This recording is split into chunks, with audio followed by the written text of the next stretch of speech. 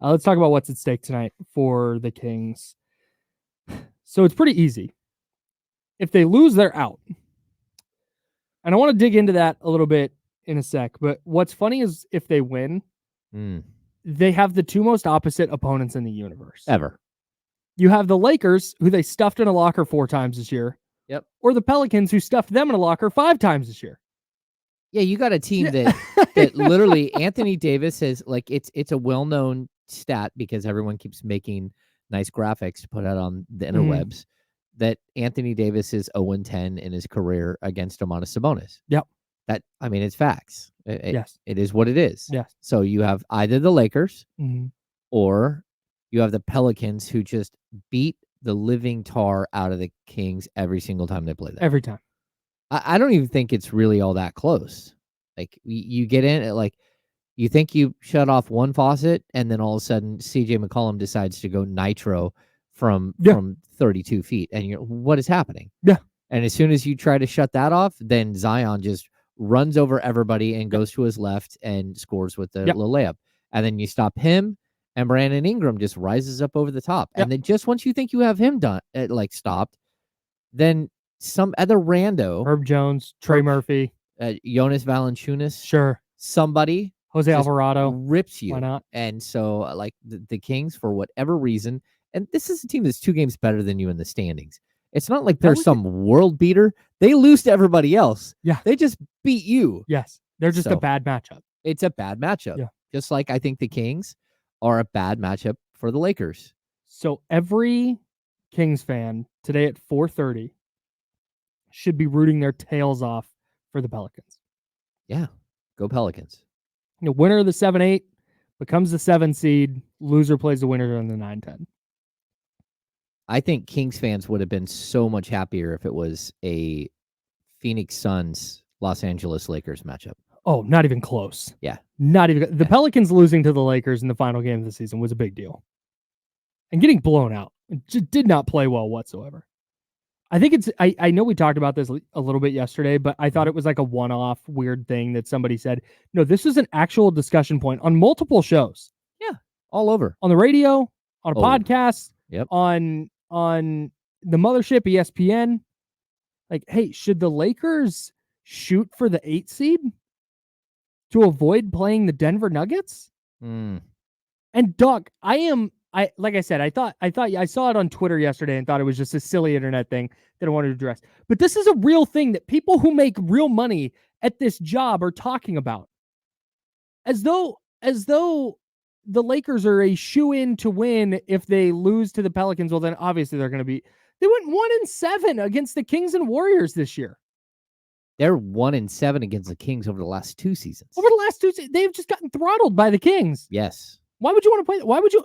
Now, I don't get it. I did bring this up yesterday when on D'Lo and Casey.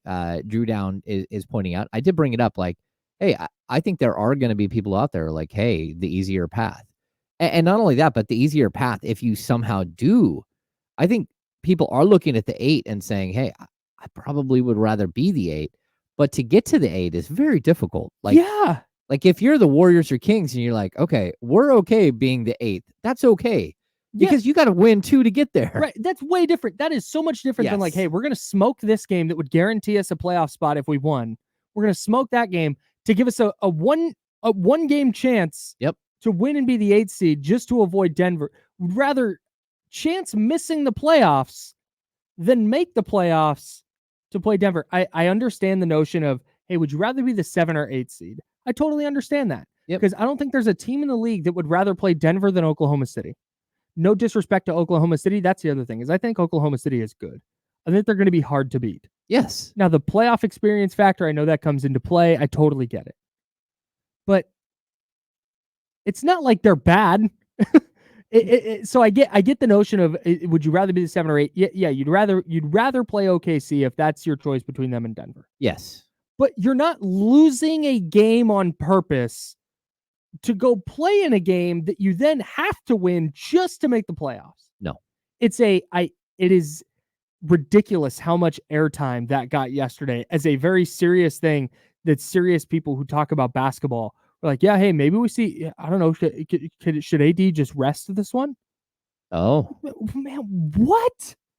If he can So- play, you play. What so are he you can get- talking about? he should rest because he's going to get battered Right. against Sabonis on Sure. Friday. Like, He can still man, put up I big was- numbers and everything else. I was Yeah. flummoxed Yeah. by that. Well, I mean, I think if you're looking at OKC, you're looking at OKC in the same way that so many people looked at the Sacramento Kings last year.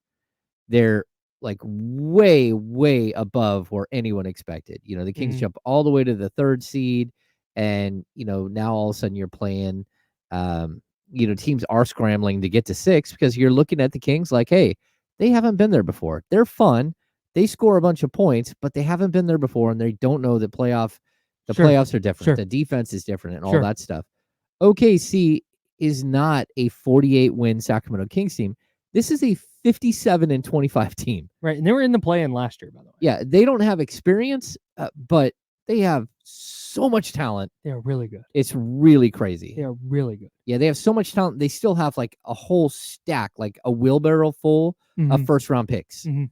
Like, nothing's guaranteed. Nothing is guaranteed. no. The Thunder in 3 years might just be a back end of the play-in team. Sure. Mhm. But they are set up when you look over the next 5, 10, 12 years to be dominant for a long time. And they took a huge leap this year. Yeah, I totally agree. And then everyone out there who keeps saying, oh, well, the Kings need to go get Mikal Bridges. You don't think Mikal Bridges would look good in OKC jersey?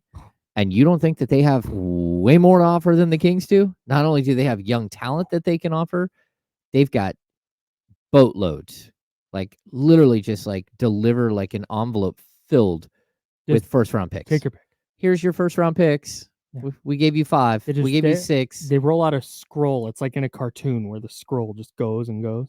Kyle, yes, they have so many first-round picks that they keep drafting players and then 2 years later having to cut first-round picks because they're not good enough to make the stack of first-round picks that they already have. Like their whole team is first-round picks, except for Lou Dort, who's spectacular. Who's fantastic. Love Lou Dort. His Yeah. development has been awesome. Yeah. Drew down. It was not Mike Greenberg. Mike Greenberg was not the content that I was consuming yesterday. But maybe Mike Greenberg also talked about it. No, it's very possible. Yeah. Yeah, John Bull in the YouTube chat again. If you want to hang out with us, youtube.com/ESPN1320, twitch.tv/ESPN1320. Jump in the chatty house. It's been kind of weird today, but I don't know. It seems like we're settling down. Well, I blame John Bull. I mean, it's weird every day, but it's a little more weird today. But that's how we like it. You're gonna blame John? Well, John was part of the weirdness in Okay, the chatty house. I'm so in. Yeah. John, clean it up. No, he said if a coach told me to lose on purpose, I'd walk off the court, and that's just it, dude.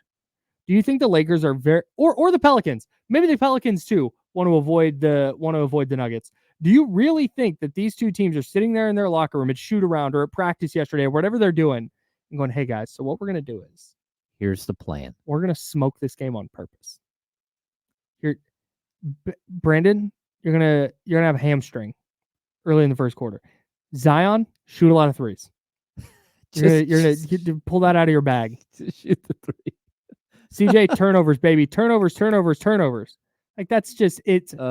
These dudes are. The Lakers are not sitting there again, like we talked about at the top of the show.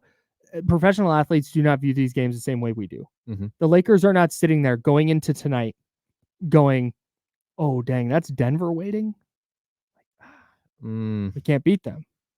No. And I'm sure that human nature sets in a little bit, and maybe guys in the front office or the coaching staff have mentioned, like, God, it's a tough matchup. But nobody's trying to lose this game tonight. No. Zero people are trying to lose. No. I totally agree. And, you know, like we were talking about Survivor earlier, there's always, almost every season, there's someone who goes, hey, maybe we should throw this challenge so we can get rid of somebody. That person who says that almost always goes home. Mm-hmm.